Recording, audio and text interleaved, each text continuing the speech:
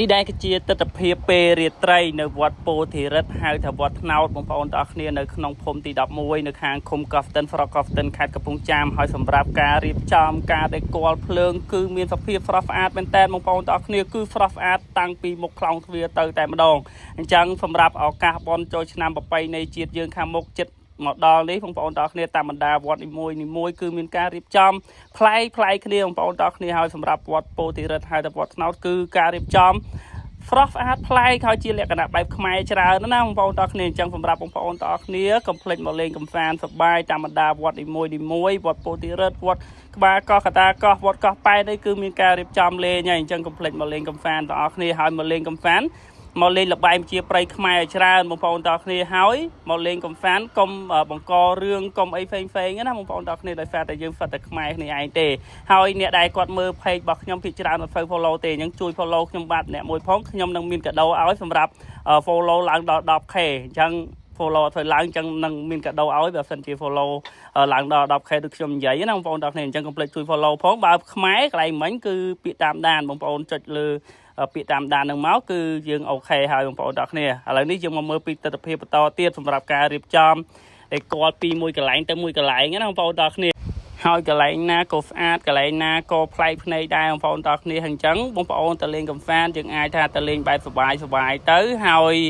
យើងចូលរួមចូលកហ្វាងអីនៅហ្នឹងទៅបងប្អូនទាំងអស់គ្នាតាមបណ្ដាវត្តនីមួយដោយសារតែតាមបណ្ដាវត្តនីមួយមានការរៀបចំនិងការធ្វើនេះគឺចំណាយលុយចំណាយអីចឹងទៅអញ្ចឹងយើងចូលរួមមិនថាតិចក្តីច្រើនក្តីជាបច្ច័យអីចឹងណាបងប្អូនទាំងអស់គ្នាហើយសម្រាប់ការដើរលេងការកំសាន្តបងប្អូនទាំងអស់គ្នាយើងធ្វើដំណើរឲ្យប្រយ័ត្នប្រយែងហើយកុំភ្លេចពីបងប្អូនដែលគាត់ភៀសសាកហើយចូលរួមតាមដាននិងលើកទឹកចិត្តដល់វីរៈកងទ័ពរបស់យើងដែលគាត់គ្មានពេលមកសប្បាយដូចយើងទេគាត់នៅការពារទឹកដីការពារពួកយើងទាំងអស់គ្នាអញ្ចឹងចូលរួមលើកទឹកចិត្តពួកគាត់ឲ្យកុំភ្លេចណាបងប្អូនទាំងអស់គ្នាអញ្ចឹងសម្រាប់អ្នកបង្កើតមាតិកាបើរូបណាផ្លុយបើអាចជិះវៀងជិះខ្លះទៅបងប្អូនកុំចាប់តែរូបផ្លុយដើម្បីបញ្យូរពេកយើងបង្ហាញឲ្យជាលក្ខណៈបែបខ្មែរច្រើនទៅ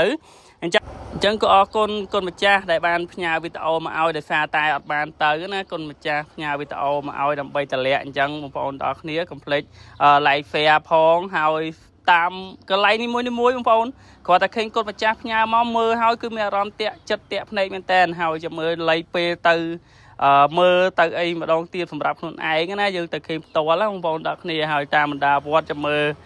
បើមានឱកាសឈៀងជីមើលតិចហើយបើមានលបែងជាប្រៃខ្មែរនឹងមានពេលទំនេរឆ្លៀតទៅថតបង្ហាញឲ្យយើងទាំងអស់គ្នាអញ្ចឹងចូលរួម like share និងលើកបង្ហាញពីអ្វីដែលជារបស់ខ្មែរណាបងប្អូនទាំងគ្នាហើយបើសិនជាអីមិនហ្វៅតំណងទេកុំចូលរួម share កុំចូលរួមបង្ហាញវាអត់មានអីប្រយោជន៍ទេបងប្អូនទាំងគ្នាអញ្ចឹងបងប្អូនទាំងគ្នាអាចមើលពីទស្សនវិជ្ជាផ្សេងបានដោយសារតែការបញ្ចូលនិយាយតាមរូបភាពមិនសូវដូចយើងទៅថតផ្ទាល់ណាបងប្អូនទាំងគ្នាអញ្ចឹង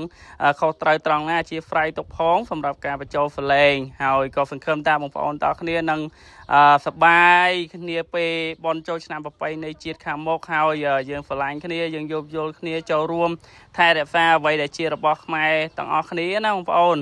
ហើយកន្លែងនេះខ្លោងទ្វារទៅកន្លែងដែលបងប្អូនរំលេងកំសាន្តអីចឹងទៅមានជីកង់អាតេសមានអាតេសនៅខាងក្នុងការរៀបចំភ្លើង